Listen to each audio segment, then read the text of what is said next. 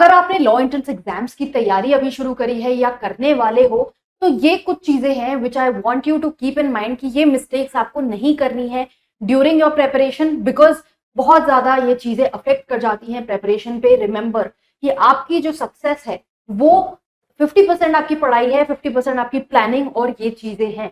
So keep these things in mind and I am sure you will come out with flying colors. Hi guys, I am Ayushi, your mentor for law-based examinations and welcome to Law Digest. तो क्या ऐसी वो mistakes हैं जो हम कर बैठते हैं प्रेपरेशन करते वक्त, we lose sight of these things and eventually फर्क आता है हमारे मार्क्स के ऊपर। तो सबसे पहली बात, एक्सक्यूजेस।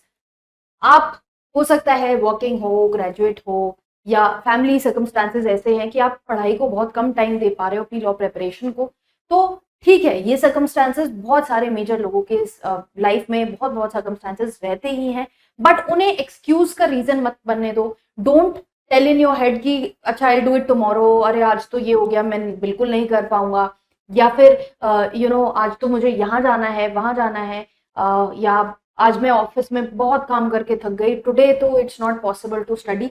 ये चीजें आपको अपने दिमाग से निकालनी पड़ेगी अगर लॉ एंट्रेंस एग्जाम क्लियर करना है, बिकॉज बाद में जाके कोई आपसे ये जस्टिफिकेशन नहीं पूछेगा कि एग्जाम क्यों नहीं क्लियर हुआ, सीधा रिजल्ट देखा जाएगा। तो आपको ये चीज अपने ध्यान में रखनी है कि आप एक्सक्यूजेस नहीं बनाएंगे, चीजों को प्रोक्रेस्टिनेट नहीं करेंगे and you will try and develop focus for your examination. Second, constant evaluation भी बहुत जरूरी है। सिर्फ उससे काम नहीं चलेगा कि पढ़ाई करे जा रहे, सिलेबस कंप्लीट करे जा रहे, इंडेक्स में मार्क कर रहे हैं, ये सब हो गया। इवैल्यूएशन साथ साथ करना बहुत जरूरी है कि आप ये देखो जो मैंने पढ़ा है, am I able to retain that, am I able to apply that to the questions, if I am getting my questions wrong then why is it so. ये सब इवैल्यूएशन साथ साथ आपको करना पड़ेगा, अदरवाइज प्रिपरेशन का पॉइंट नहीं बनता है। एज आई सेड कि आपकी आधी जो प्लानिंग और ये सब स्ट्रैटेजी है, ये चीजें भी इवेंचुअली कंट्रीब्यूट करते हैं आपके सक्सेस में। बहुत सारे स्टडी मटेरियल और सोर्सेज अवेलेबल है मार्केट में, हर स्टूडेंट को पढ़ने के लिए स्टडी मटेरियल ये सब तो मिल ही जाता है at the end of the day, but it depends कि आप उसको किस तरह से यूज कर रहे हो, वो आपकी इंडिविजुअल कैपेबिलिटी पे भी डिपेंड करता है, apart from what your mentor is telling you. तो इंडिविजुअली भी आपको इस चीज को ध्यान में रखना है। मान लो आपने कोचिंग भी कोई ज्वाइन करी है, तो सिर्फ कोचिंग के भरोसे मत चलो, खुद से भी वो आपको काम करना पड़ेगा। इवन दो जैसे हम लोग भी बोलते हैं कि हमने आपको सारा स्टडी मटेरियल दिया हुआ है इन द मॉड्यूल, एक्स्ट्रा बाहर से ज्यादा आपको कुछ करने की जरूरत नहीं है, but at the same time आपको क्या करना होगा कि वो स्टडी मटेरियल तो है, बहुत सारे स्टूडेंट्स कुछ चैप्टर स्किप कर देते हैं, ये सब चीजें हर इंडिविजुअल की लाइफ में अलग अलग सिचुएशंस रहती हैं, बहुत सारे सिनेरियोस क्रिएट होते हैं, बट ये एफर्ट तो आपको लगाना पड़ेगा कि मैंने अगर आपको कोई मटेरियल दिया है, आप उसको पढ़ रहे हो प्रॉपरली या नहीं, आप वहां पे जो क्वेश्चंस दिए हुए उन्हें प्रैक्टिस कर रहे हो कि नहीं, देख रहे हो क्वेश्चन गलत क्यों हुआ है, उसको बाद में इवेल्युएट कर रहे हो, क्या आप मुझसे फॉलो अप करके मुझसे डिस्कस कर रहे हो। तो यही चीजें डिफरेंस क्रिएट करती हैं एक एस्पिरेंट में और एक अचीवर में, ये आपको ध्यान में रखनी है। देन प्रायोरिटाइज, सी चाचा के बेटे की शादी, बुआ की बेटी की शादी, फ्रेंड का birthday, all these things can wait. हर साल ऐसे कुछ ना कुछ इवेंट्स आते रहेंगे जहां पर आप डिस्ट्रैक्ट हो गए, क्योंकि क्या होता है वो सिर्फ एक दिन की बात नहीं होती है। बर्थडे में गए, रात में गए, पूरा अगला दिन खराब होता है। किसी पार्टी में गए, उससे पहले एक दिन, जैसे लड़कियों के साथ होता है कि पहले ड्रेस डिसाइड करो और पार्लर वगैरह जाओ, देन बाद में फंक्शन अटेंड किया, अगले दिन थकान भी रहती है। तो ये आपको प्रायोरिटाइज करना पड़ेगा कि आपको ये फंक्शंस अटेंड करने हैं या फिर आपको अपने लॉ एंट्रेंस पे प्रायोरिटी देनी है, अपने एग्जाम को प्रायोरिटी देनी है। एक साल की बात है, इस एग्जाम की तैयारी अगर आपको लॉ रियली में करना है, अच्छे कॉलेज में एडमिशन लेना है, तो लग के वो एक साल दे दो एग्जामिनेशन को। इवन एक साल भी नहीं, अब हम और एग्जामिनेशंस जो है हमारे मार्च में कंडक्ट होंगे, तो हमारे पास एक साल भी नहीं है। जो ये टाइम पीरियड है ये दे दो अच्छे से एग्जामिनेशन को प्रायोरिटाइज करके।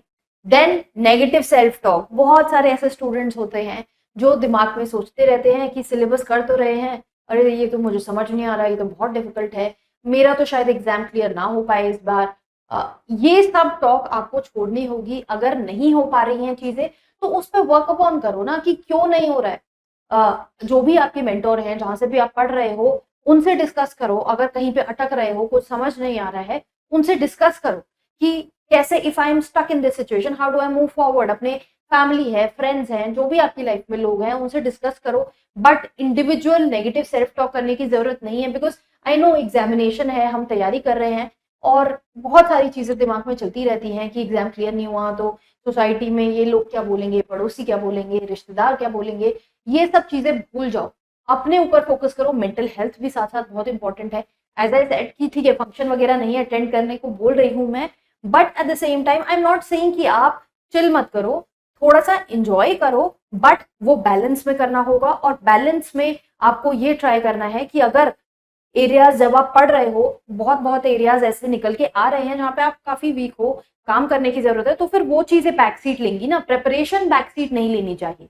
तो सेल्फ टॉक जो है वो पॉजिटिव रखनी है, अपने आप को एफर्मेशंस देनी है कि हाँ, मुझसे ये एग्जामिनेशन क्लियर हो जाएगा। ये कोई यूपीएससी के एग्जाम तो है नहीं, लॉ एंट्रेंस एग्जाम्स की बहुत ज्यादा मुश्किल है, बहुत सारे स्टूडेंट्स निकाल लेते हैं हर साल।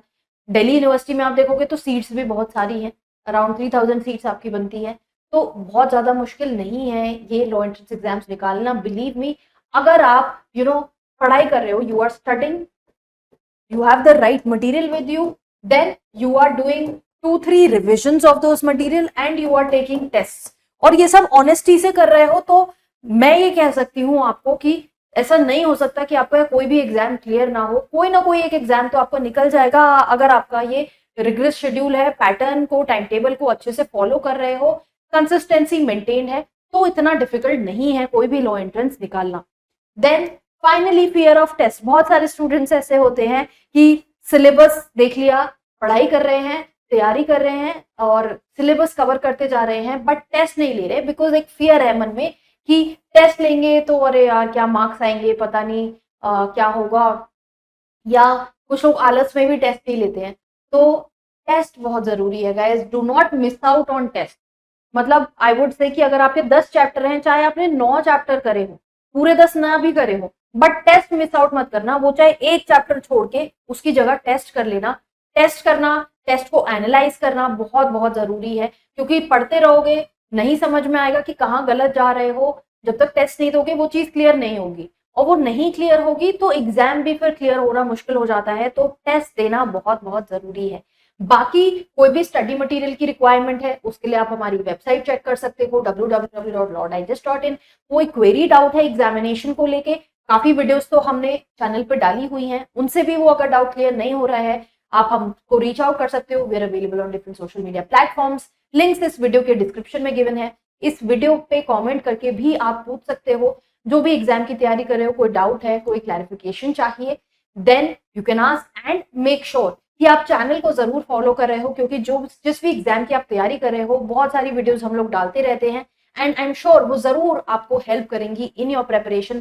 सो make sure that you are following us here as well as on Instagram, and आपने चैनल को सब्सक्राइब किया हुआ है, और वो जो नीचे बेल आइकॉन है उसको दबाओगे तो आपको जब भी वीडियो आएगा अपडेट मिलता रहेगा।